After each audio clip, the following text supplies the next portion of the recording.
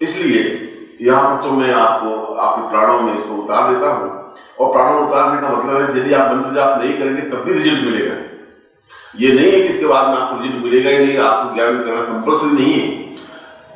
मगर लक्ष्य वेधन, जहां तक मैंने सब बोला है, लक्ष्य वेधन तो कहते हैं कि यदि गोली लगे तो सीधे सीने पर ही लगे तो आदमी की तत्काल मृत्यु हो जाती है, क्योंकि उसका उद्देश्य, उसका लक्ष्य यही है कि मृत्यु हो। मगर यदि नजर चूक भी जाती है तो पेट में लग जाती है, सिर पे लग जाती है, आंख में लग जाती है, तब भी आदमी की मृत्यु हो जाती है। वो 15-20 मिनट, आधे घंटे फड़फड़ा के फिर मरता है। ठीक उसी प्रकार से यदि आप मंत्र जाप नहीं करेंगे तभी का रिजल्ट तो मिलेगा ही, वह रिजल्ट थोड़ा होकर के मिलेगा। और यदि आप ज्ञान मंत्र जाप एक एक माला कर लेंगे तो सीधा रिजल्ट मिल जाएगा। और एक माला करने में कोई बहुत बड़ी अनहोनी घटना नहीं घटेगी।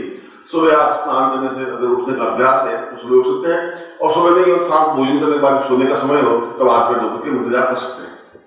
एक दूसरी बात, ये मंत्र जो है अक्षय पात्र आपके सामने होना चाहिए जब मंत्र जाप ज्ञान करें। और अक्षय पात्र के पहले 2 कार्य होने चाहिए। एक गुरु पूजन होना चाहिए, जैसा भी आपको ज्ञान हो। कोई विधि विधान यदि ज्ञान नहीं हो तो गुरु मंत्र से स्नान भी दे सकते हैं, कुमकुम भी लगा सकते हैं, अक्षत भी चला सकते हैं, कुछ भी बना सकते हैं। इस एक मंत्र से पूरी पूजन क्रम आपको कंप्लीट हो सकता है। योग पत्रिका में कई प्रकार से गुरु पूजन दिए हुए हैं। गुरु पूजन से मतलब है कि आपका उनसे सीधा संबंध बन जाए। जिससे बेतार के तार के माध्यम से संबंध बनता है, वायरलेस के माध्यम से, उसमें कोई बीच में तार वार कुछ नहीं होता। और यदि आपके पास वायरलेस सेट है और सामने वाले के पास वायरलेस सेट है तो आप जो बोलेंगे वो सीधा उनको सुनाई देगा, चाहे हजारों मील दूर हो। इसलिए गुरु पूजन होना चाहिए। आप खुद हाथ पैर धो के शुद्ध होने चाहिए, आपका आचरण शुद्ध होना चाहिए, आपका व्यवहार शुद्ध होना चाहिए, मुंह शुद्ध होना चाहिए, जूठा खाना खाया हुआ हो या म्लेच्छ खाना खाया हुआ ऐसा नहीं होना चाहिए।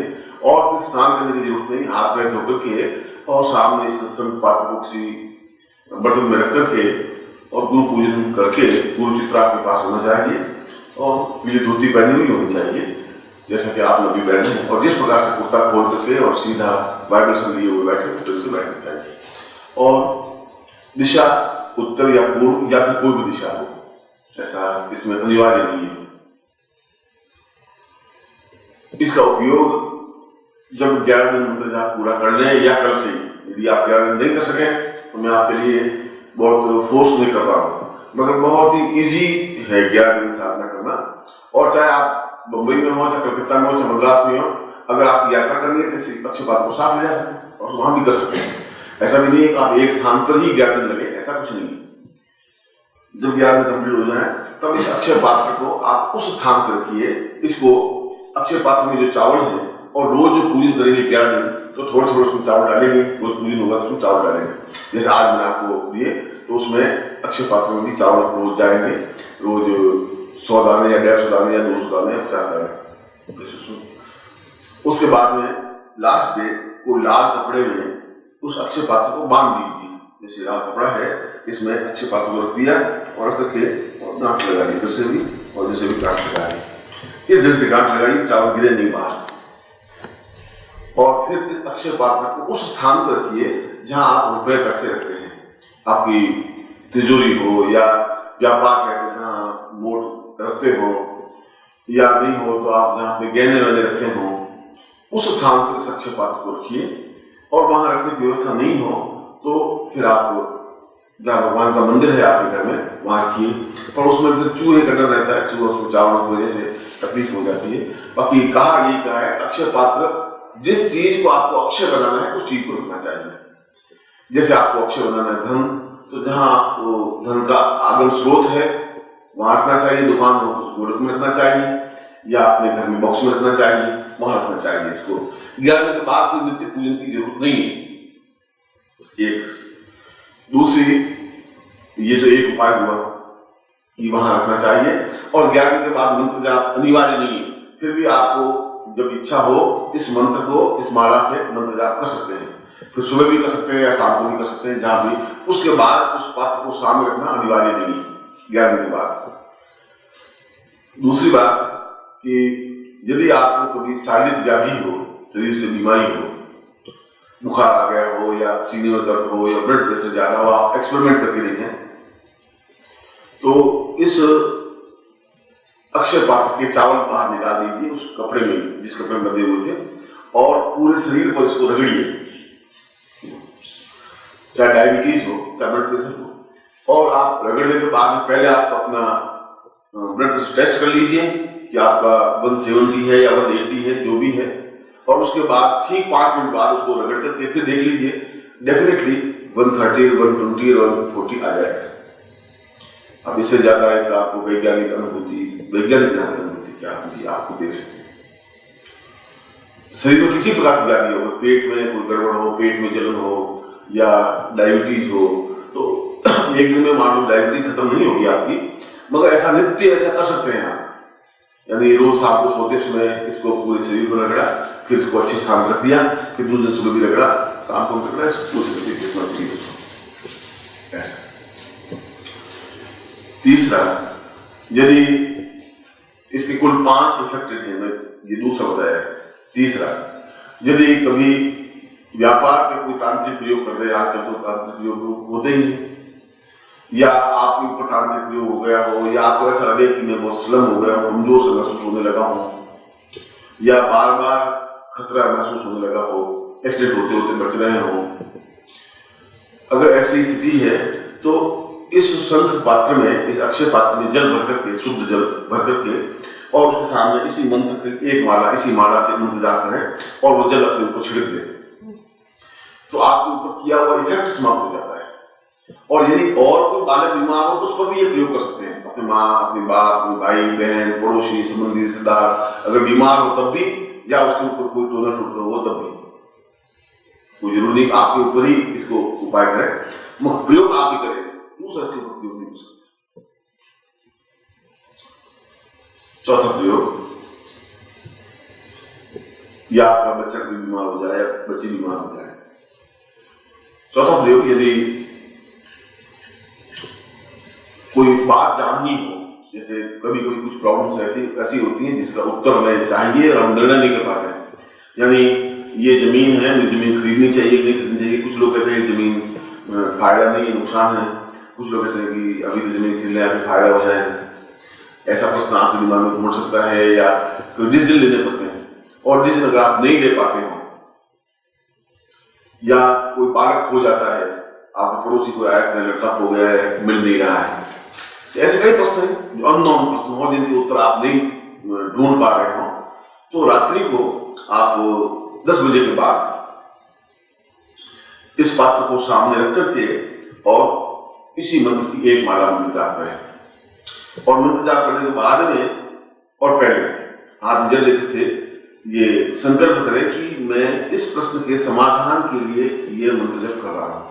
यानी किशन लाल का लड़का खो गया है आज 3 तारीख को 2:11 से, और ये उसका फोटो है, ये दिखाई नहीं दे रहा है कहाँ है, इस प्रयोग के लिए मुद्रा कर रहा हूँ।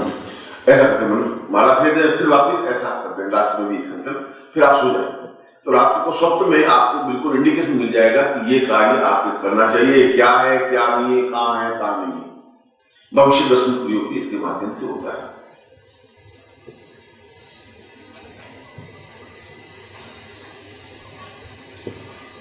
और छठा, शत्रुनाश के लिए, यानी यदि आपको कोई तकलीफ दे रहा हो, यदि आपके लिए कोई परेशानी पैदा कर रहा हो, या कोई टेंस पैदा कर रहा हो, चाहे वो गवर्नमेंट अधिकारी हो, चाहे नौकर हो, चाहे पार्टनर हो, चाहे इनकम टैक्स हो, चाहे सेल टैक्स हो, चाहे पुलिस हो, चाहे कोई, जीवन में तो 100 प्रकार की समस्याएं बाधा अड़चने आती हैं, तो उस शत्रुनाश के लिए भी ये प्रयोग किया जाता है।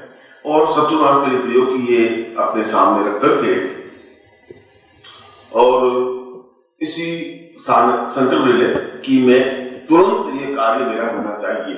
यानी हरिलाल मुझे बहुत तकलीफ दे रहा है, हरिलाल की दुश्मनी जो है मुझसे समाप्त हो जाए, ऐसा नहीं हो सकता है, या उसका एक्सीडेंट हो जाए, जो आप में वो तो कितनी भावना है और कितनी तीव्रता वो आप पे डिपेंड है।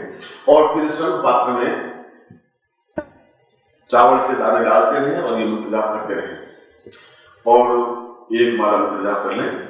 उसके बाद में उसकी चावल के दाने को निकाल करके और उसको किसी गर्म पानी में पका करके बाप लक्ष्मी दिशा की ओर फेंक दें। तो ऐसा करने पर ये तांत्रिक प्रयोग हो जाता है, शत्रु नाश हो जाता है, या शत्रुता समाप्त हो जाती है, या डिफिकल्टी आपको आ गई है समाप्त हो जाती है। ये पांचों प्रकार, इसके अलावा भी कई प्रयोग हैं इसके लिए।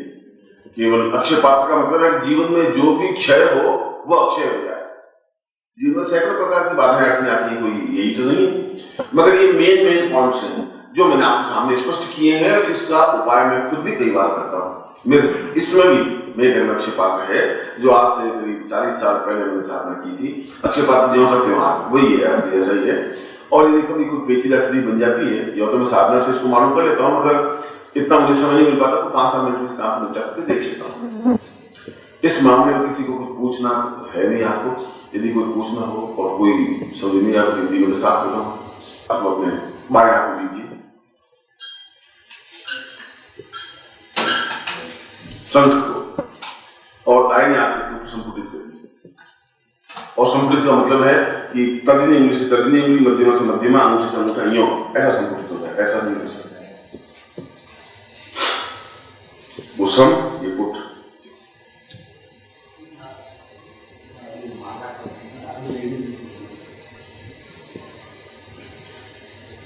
बीच में आवाज नहीं, जो मैंने बताया वैसे।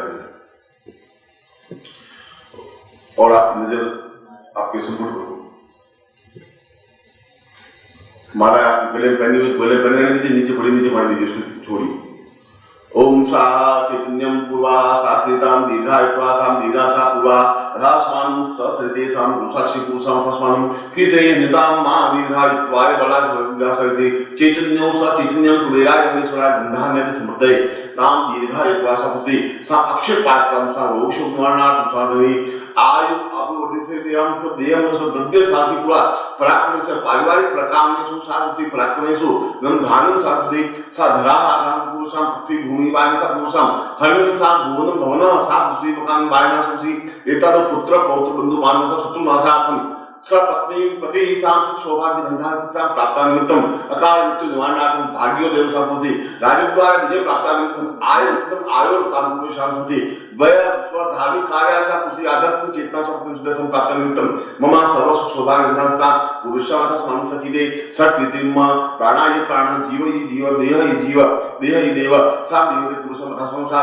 देवात्मसं देहो सा देवासं पुरुषम तस्मं सा चेतन कृतां अक्रमाण पुरुषम पुण्य सा पुरुषम सकृति सा पुत्रे सा पूर्वा अथास्मं छत्रे सा स्वति अथास्मानं सा सुतौ सा अथास्मं सा कृते पुरुषम तस्मनं अमो गोत्रो पुन्नो हम अमो शर्मा हम मम समस्त मनोवांच कामना सिद्ध्यर्थम सुख सौभाग्यम सा प्राप्त गुरु दत्तव्यम सा गुरु प्रदत्तव्यम सा इतस्मान् सा अक्षय पात्र साधनां सा अक्षय पूर्णता प्राप्त निमित्तं मम प्राण चेतनां देह चेतनां चेतन चेतनां आत्म चेतनां सरस्वती मम पात्रात्म एतस्मात् साधि मम स्वादि पुरुषा अतस्मनि पूर्णतां धनधान्य प्रतिष्ठां प्राप्त निमित्तं सरस्वती कुबेराय मम गृहे लक्ष्मी स्थापनाय मम गृहे कुबेर स्थापनाय मम गृहे समस्त देवता स्थापनाय सा गुरु स्थापनाय एतस्मिन् सा दीर्घा तुभ्यम सातुभ्यम संपूर्ण दे।